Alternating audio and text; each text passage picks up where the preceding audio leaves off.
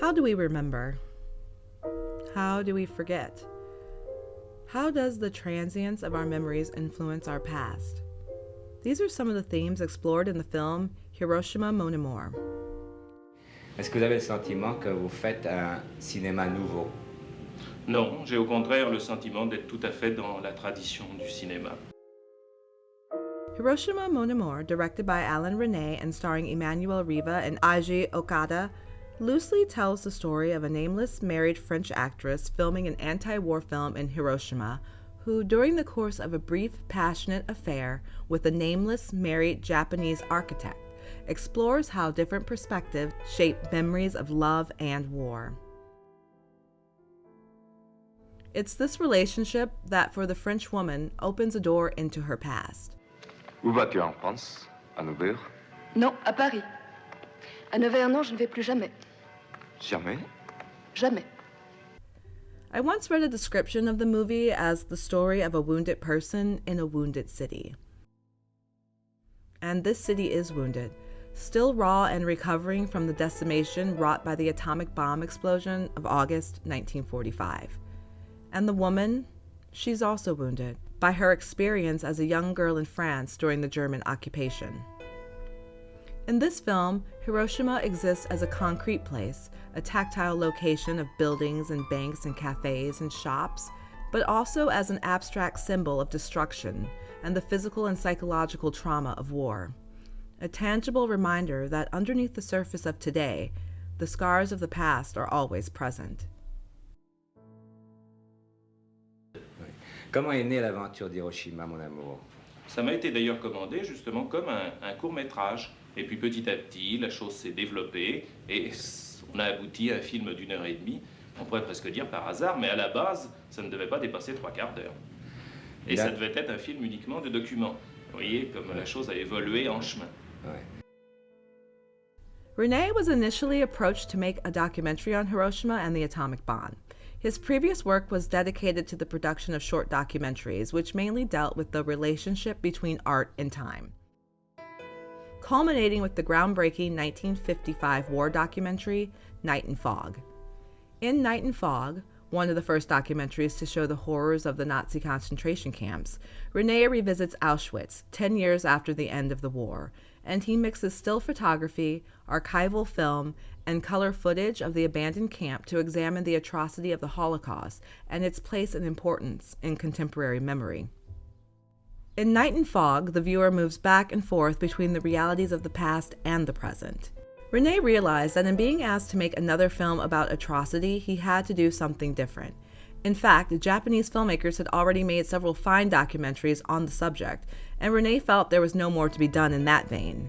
So, instead, he made a feature-length drama that questions the very possibility of documenting history. Qu'est-ce que c'était pour toi, Hiroshima, en France? La fin de la guerre. Je veux dire complètement. Et puis aussi pour nous le commencement d'une peur inconnue. Et puis l'indifférence.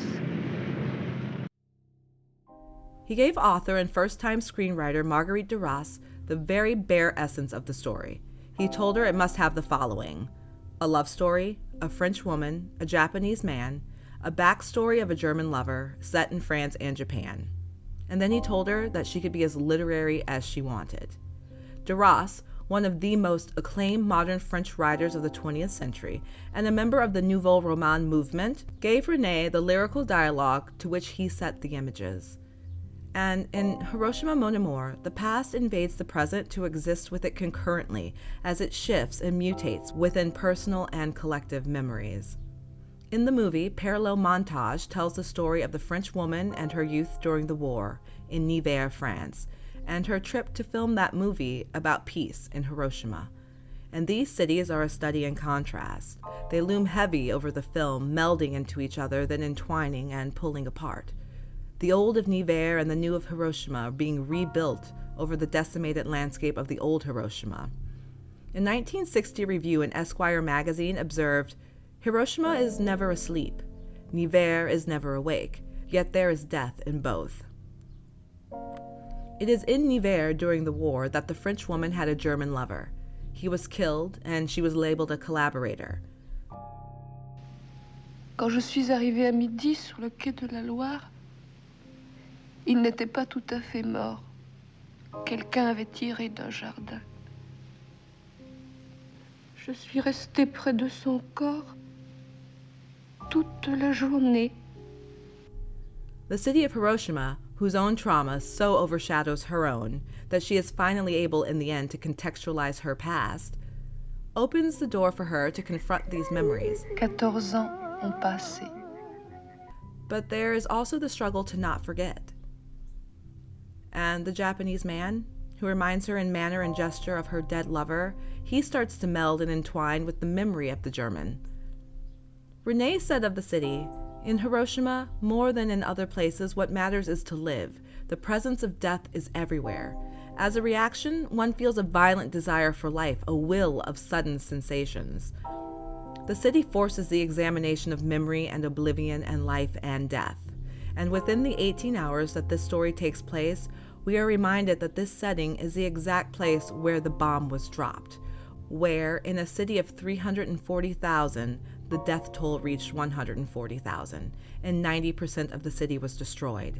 The trauma of that event is expressed in the present, but the passage of time has softened some of the immediacy of the horror. In almost mundane displays like museum exhibits and bus tours throughout the city, it all becomes easily digestible for the tourist. We also see that life goes on. The woman's hotel is unironically named the New Hiroshima Hotel. The bar, with a wink and a nod, is the Casablanca. The city was only rebuilt starting in 1950, and the open spaces that Resnais's camera shows us are reminders of the devastation that, over the following years, will be developed into cafes and banks and homes. Life goes on. And in the night, when the neon of this new city shines bright, it is a vision of rebirth in the modern age. A rebirth that the woman herself is experiencing.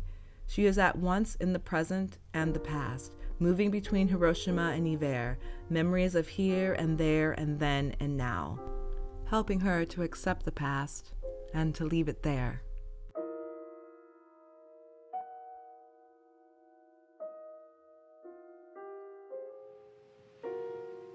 Hiroshima, c'est ton nom. C'est mon nom. Oui. Ton nom à toi est Nevers. Nevers en France.